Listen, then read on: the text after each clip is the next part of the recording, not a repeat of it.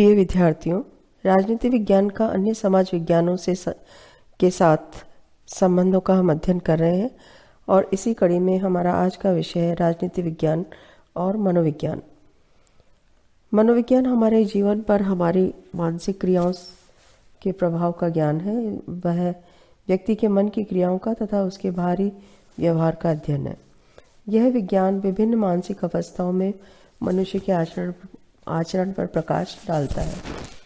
Woodworth के अनुसार मनोविज्ञान व्यक्ति की परिस्थितियों से संबंधित क्रियाओं का विज्ञान है। मैकडूगल के अनुसार मनोविज्ञान मन का सकारात्मक तथा अनुभव मूलक विज्ञान है। एंजल का कथन है कि मनोविज्ञान चेतना का विकास है।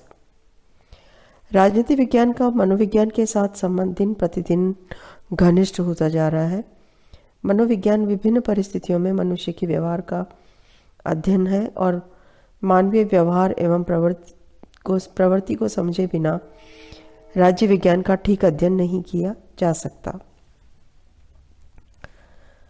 मनोविज्ञान मनुष्य के मन का विश्लेषण करता है। मनुष्य चेतनायुक्त और विचारशील प्राणी है।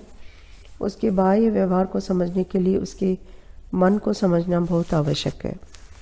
गार्डनर के अनुसार सरकार को स्थिर और यथार्थ में लोकप्रिय होने के लिए अपने अधीन व्यक्तियों के मानसिक विचारों को अभिव्यक्त करना चाहिए। राज्य के अंतर्गत लोकप्रिय आंदोलनों, दंगों तथा लोकमत को जानने के लिए मनोविज्ञान का सहारा लेना पड़ता है। जनता की मनोदशा से परिचित होने के बाद ही देश के नेता अच्छी नीति के निर्माण में सफल होते हैं। राज्य और अन्य राजनीतिक संस्थाएं मानव मस्तिष्क की उपज है और मानव मस्तिष्क के अध्ययन द्वारा ही उन्हें सर्वोत्तम रीति से समझा जा सकता है। चुनाव में मतदाताओं के अचेतन मन का अध्ययन अति आवश्यक है और उसका अध्ययन करने से हमें ऐसे अविवेकी तत्वों का ज्ञान होगा जो मतदान व्यवहार को प्रभावित करते हैं। मतदाताओं के मन का मनोवैज्ञानिक विश्लेषण करने पर ही राजनीति शास्त्री आगामी चुनाव के संबंध में पूर्वानुमान लगा सकता है। जनता के राजनीतिक आचरण का आनुभाविक अध्ययन करने से ही अनुमान लगाया जा सकता है कि किसी आयोजित विधि की प्रतिक्रिया जनता पर क्या होगी। राजनीतिक वैज्ञानिक मनोवैज्ञानिक के प्रति कृतज्ञ है कि मानव आचरण को समझने के लिए उन्हें एक अंतर्दृष्टि दी। लॉर्ड ब्राइस ने लिखा है कि मनोविज्ञान राजनीति का आधार है। ग्राहम वालास के अनुसार राजनीति बहुत कम अंश में सचेतन बुद्धि का परिणाम है। अधिकांश में यह आदत मूल प्रवृत्ति, सुझाव और नकल जैसी अर्धचेतन प्रक्रियाओं की उपज है। संक्षेप में आज हम राजनीति की अधिकांश समस्याओं के संबंध में मनोवैज्ञानिक दृष्टि से विचार करते हैं। जिस प्रकार बेजहोर्ट की प्रसिद्ध पुस्तक फिजिक्स एंड पॉलिटिक्स प्रकाशित हुई, तभी से राजनीतिक समस्याओं के संबंध में मनोवैज्ञानिक दृष्टिकोण से विचार होना प्रारंभ हो गया। बेजहोर्ट ने ब्रिटिश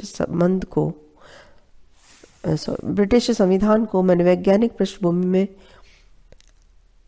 प्रस्तुत किया। काम्टे ने राजनीति विज्ञान के सिद्धांतों की विवेचना मनोवैज्ञानिक धरातल पर की है। हर्बर्ट स्वेंसन ने तो जीव विज्ञान के सिद्धांतों की विवेचना को भी महत्व प्रदान किया है।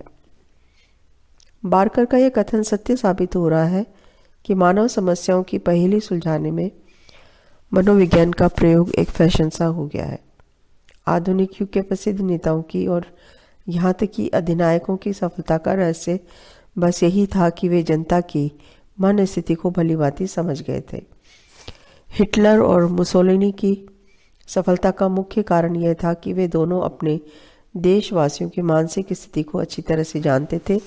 संक्षेप में, यदि हमारे पूर्वज राजनीतिक समस्याओं को जीवशास्त्रीय ढंग से समझते थे तो हम मनोवैज्ञानिक ढंग से सोचते हैं। यद्यपि राजनीति विज्ञान और मनोविज्ञान में घनिष्ठ संबंध है, राजनीति विज्ञान की जड़ें मनोविज्ञान में है, किंतु इसे निष्कर्ष नहीं निकाल लेना चाहिए कि मनोविज्ञान राजनीति विज्ञान है। राजनीति विज्ञान और मनोविज्ञान में अंतर भी है। सबसे पहला अंतर विषय वस्तु के संबंध में है। राजनीति विज्ञान की विषय वस्तु राज्य और सरकार है। इसमें सचेतन व्यक्ति का ही अध्ययन किया जाता है, जबकि मनोविज्ञान मानव व्यवहार का विश्लेषण करता है। यह व्यक्तियों की मूल प्रवृत्तियों पर बल देता है तथा उसकी मानसिक क्रियाओं का अध्ययन करता है। दूसरा अंतर मूल्यों और आदर्शों का अंतर है। मनोविज्ञान में राजनीति विज्ञान की अपेक्षा मूल्यों एवं आदर्शों का कम महत्व दिया जाता है। मनोविज्ञान एक वर्णनात्मक शास्त्र है जो ये बतलाता है कि मनुष्य की मनोवृत्ति क्या है और क्या थी, क्या होनी चाहिए, कि वह कोई चर्चा नहीं करता। इसके विपरीत राजनीति विज्ञान एक आदर्शात्मक विज्ञान है।